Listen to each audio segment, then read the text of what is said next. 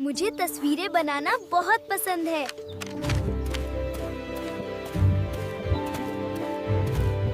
अरे बलाल, फिर मेरी तस्वीर बना रहे हो? आप बहुत मेहनत करते हैं, इसीलिए।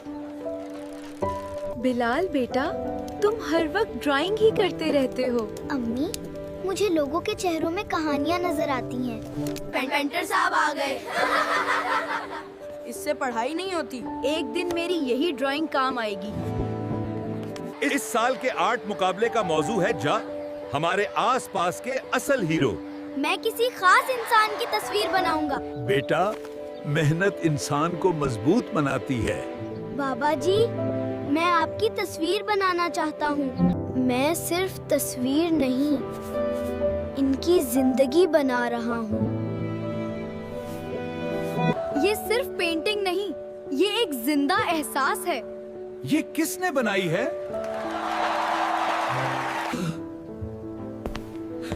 जी, ये मैंने बनाई है। तुम इतनी अच्छी पेंटिंग कैसे बना लेते हो? मैं सिर्फ चेहरा नहीं देखता, मैं लोगों की मेहनत और उनकी कहानी महसूस करता हूँ। फर्स्ट प्राइज जाता है बिलाल को। मुझे अपने बेटे पर फख्र है।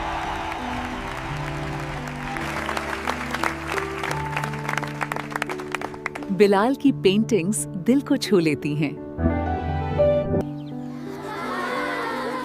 असल खूबसूरती सादा लोगों में होती है।